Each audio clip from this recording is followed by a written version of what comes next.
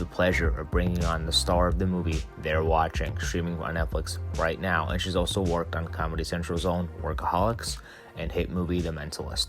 Please welcome the lovely Mia Marcon. Hi. So, Mia, how long have you lived in California?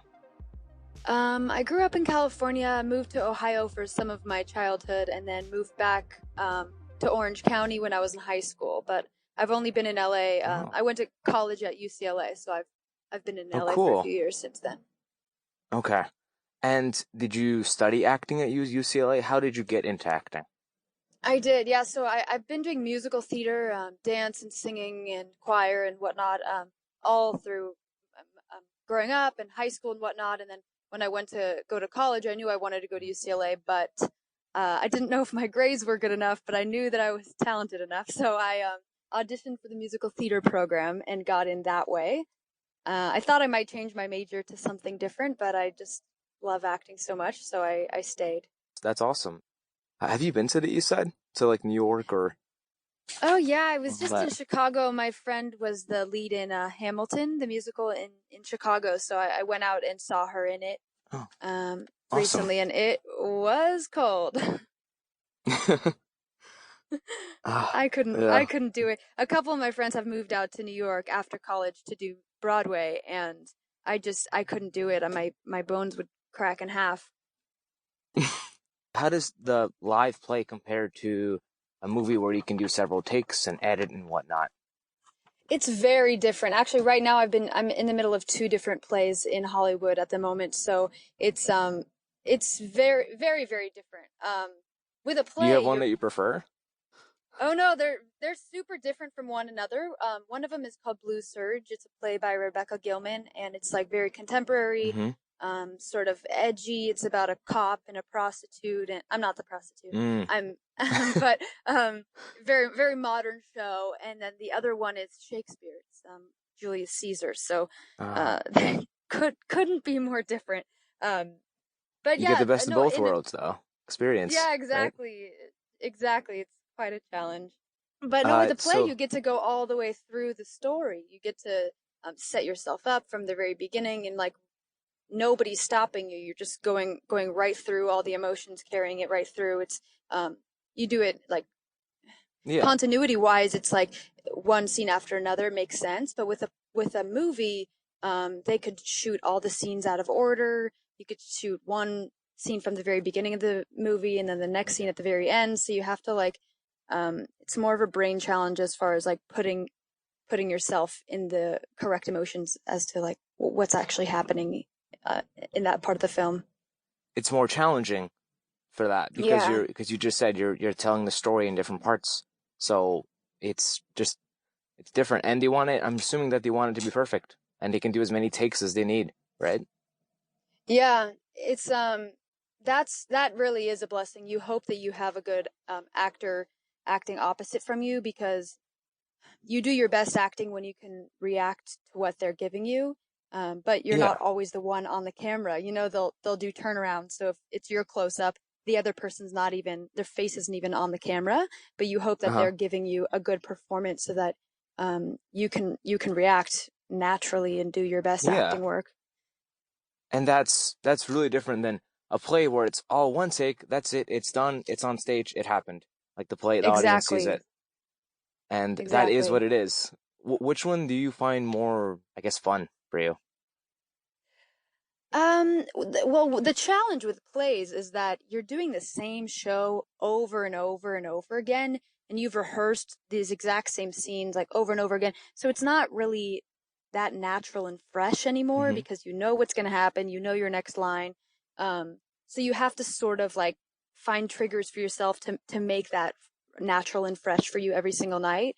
Whereas with the movie, you just really do it that one day. You might have rehearsed a little bit beforehand, but you just perform it that one day and feel those emotions that one time, and then that's pretty much it. So then it's a wrap. Yeah. Yeah. Yeah. In that way, I think I might like films a little better. In that sense, yeah. And also the close-ups, right? Like your facial expression. Yeah, that was actually a challenge for me doing these shows, because I've been doing film and television for a while. So I was acting pretty small, because on film you just have to just talk like I'm talking to you right now, and on stage you have to sort of project your voice a bit more and make your emotions a bit bigger.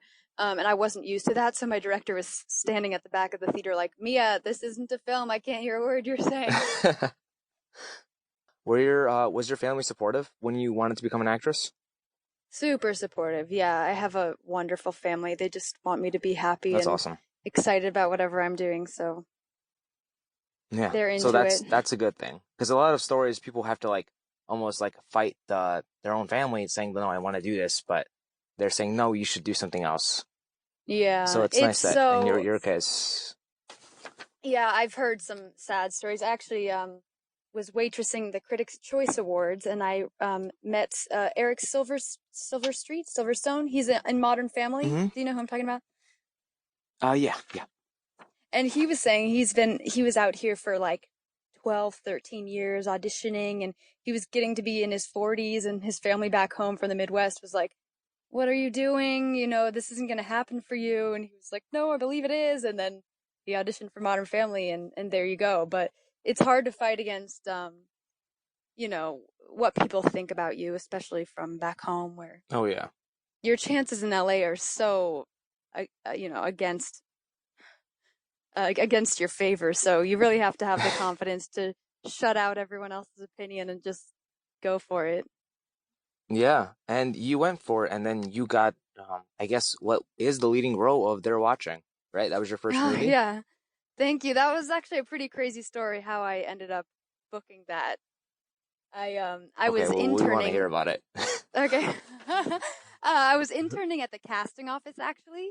That was shooting that was auditioning that film, and I had been interning there all summer. Watched them cast tons of films over the summer, and they were casting this one, and the role that I play in They're Watching is literally a blonde intern, and I was a blonde intern, and so I read the script. Where's the acting in that? Yeah, exactly. But I read the script and I was like, I'm perfect for this role, and I didn't want to overstep my boundaries and ask the casting director. He knew I was an actor. I was going to UCLA and whatnot, but I didn't want to overstep my bounds and ask to audition.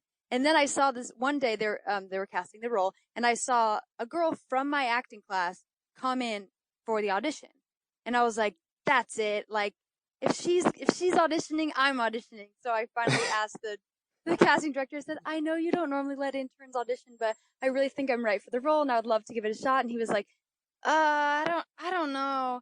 And then, like, at the end of the day, he came up to my desk and was quietly like, okay, don't tell any of the other interns, but you have a pre-read tomorrow at 4:00.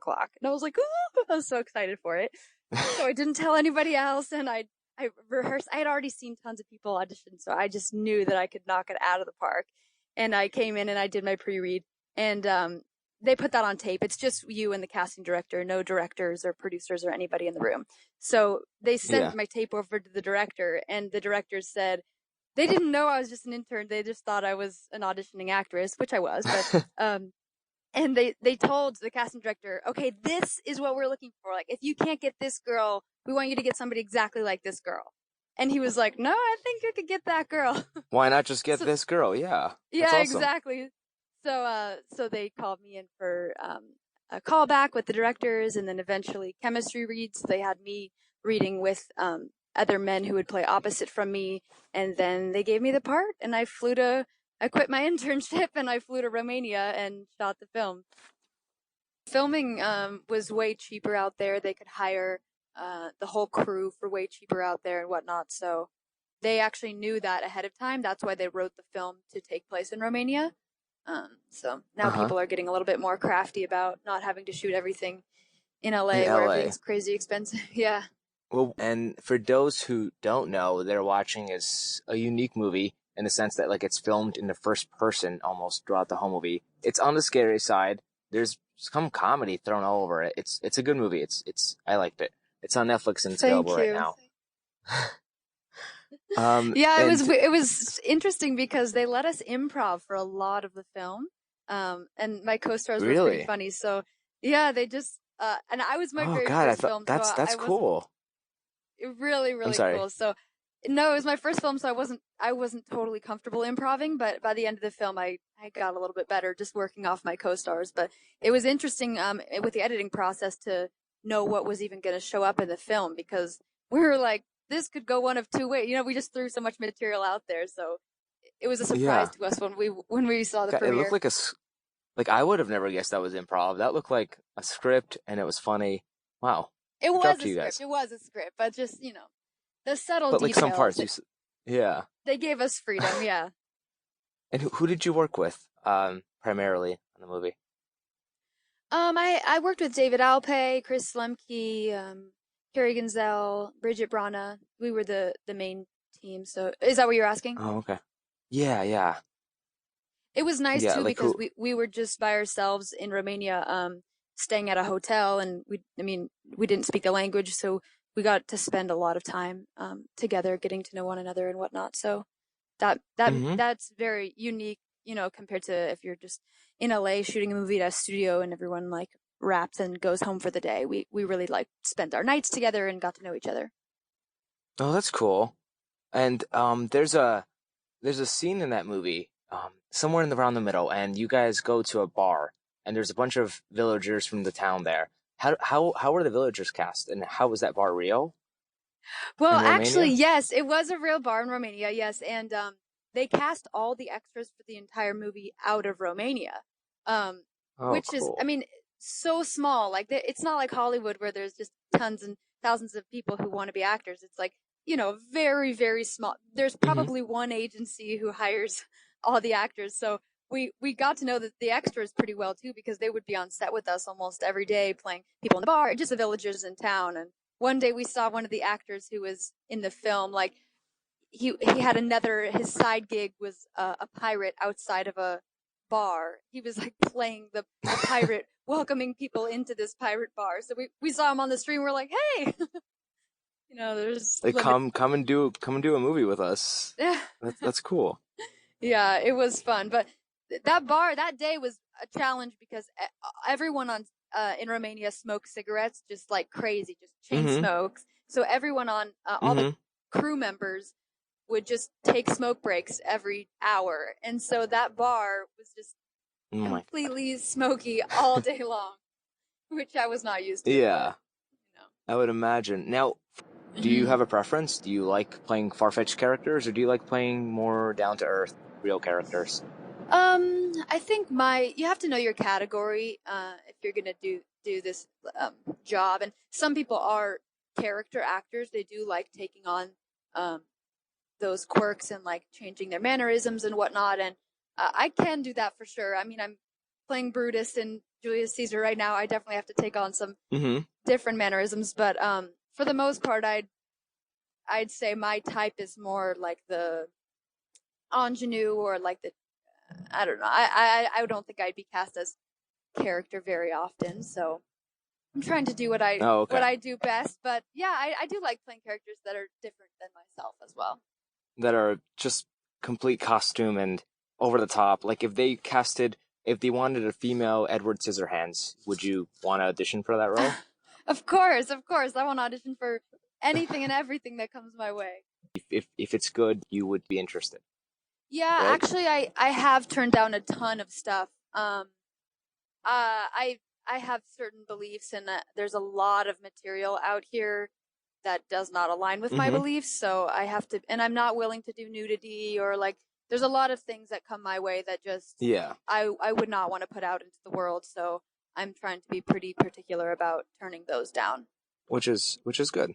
It Like is of hard course, as an up and it's your coming person though, because you don't really get to pick and choose. You don't get to be that picky. You sort of just have to take whatever opportunities come your way. So it really is a challenge to get offered something and then decide to turn it down. But yeah, yeah. No, of course, but you have to stay true to yourself, and I think that's what you're doing, yeah, which thank is you. better than anything.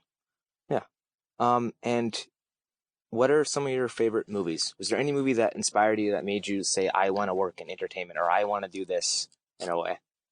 Oh, sure. My favorite movie. I have three favorite movies that are all very, very different from one another.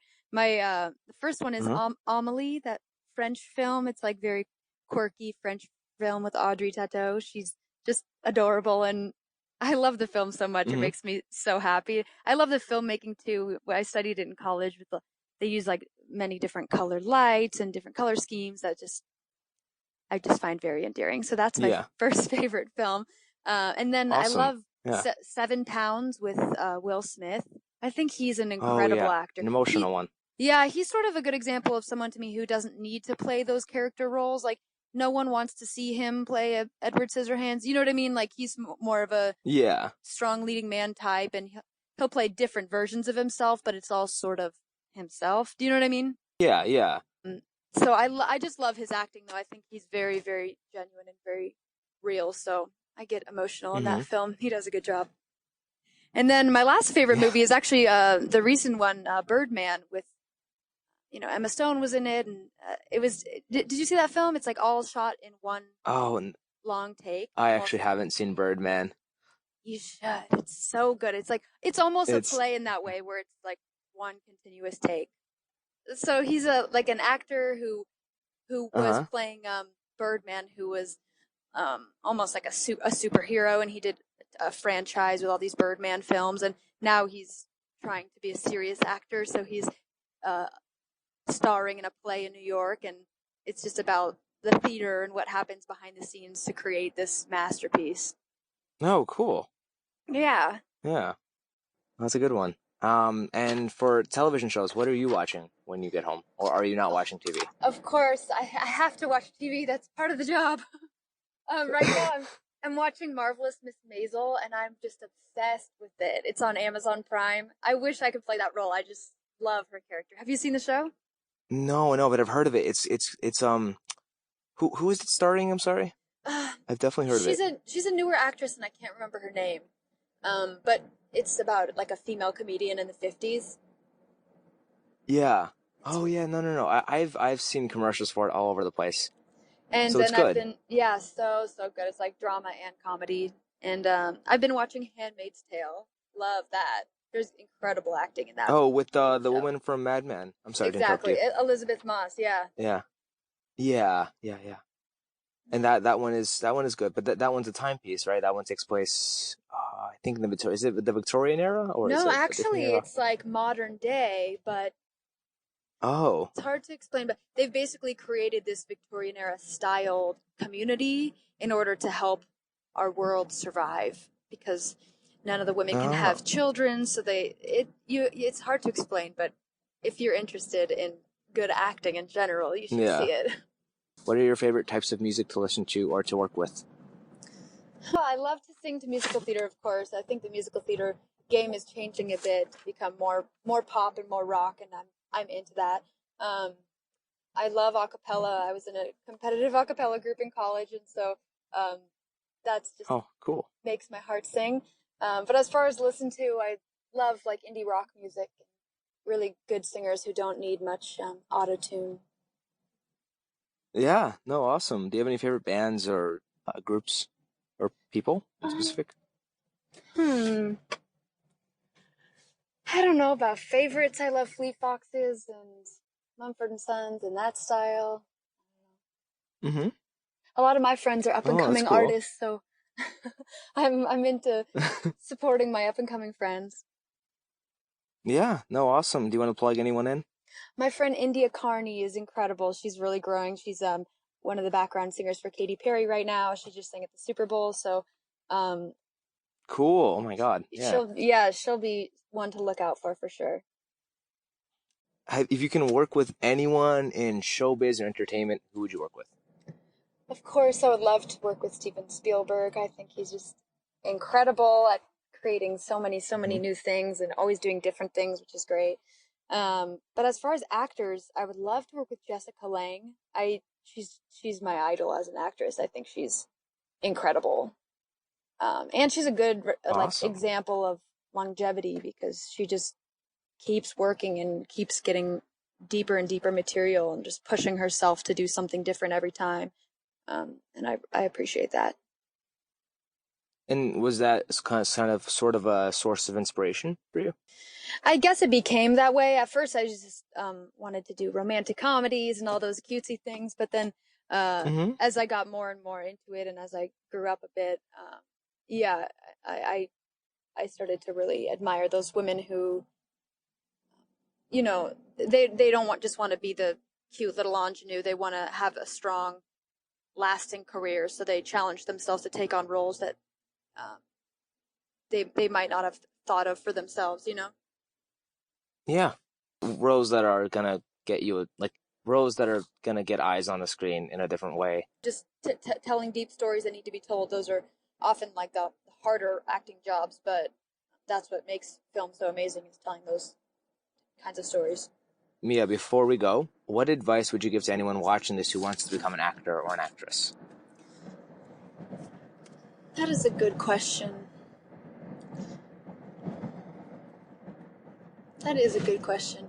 I guess the most important thing that I've learned as I've been doing this is like, you know what makes you special, and what like you really feel when you're pushing yourself, and when I guess just don't try to be what you think everyone wants you to be, because that's not what's special about you. Do you know what I mean? Yeah, and it's be yourself, which is really good advice for anything in life, I think. But yeah, it yes. sounds so stupid to put it that way, but it's true. Like, I've seen so many people come to this industry and like they try to be funny like this person, or they try to be X, Y, and Z, but it never ends up faring well for them, because that's not what makes them special. Yeah, exactly. So in a sense, don't be the second Keira Knightley, be the first Mia. Yeah, exactly. And I guess the second thing I would say is just be kind to everyone, because you never know. Like, I was just doing this play, and then I met someone after, and I was nice to them, got along with them, and then they asked me to do another play. You know, so I guess I've seen it go poorly for people too, when they get big heads and they become divas, and then you know, the game stops there for them because no one wants to work with them. You know? Yeah. So always be humble. Yeah, you never know who, you know, the lighting guy on your film could be producing another film, and you wouldn't know that. So you just need to be nice to everyone. Yeah. Yeah, and that's good. That's a good rule of thumb for life, because it's just there's no reason to burn bridges and to be mean or anything. So exactly. that's just good advice in general. So Mia Marcon, you can catch her on Netflix right now in her movie They're Watching, and you can see her female play in Hollywood, and it's starting on Saturday, and it's the an all-female cast of Julius Caesar, and I'm sure it's going to be great. Thank you. And thank you for coming on today, and thank you for giving us all insight into the life of an actress. Thanks for having me, Martin.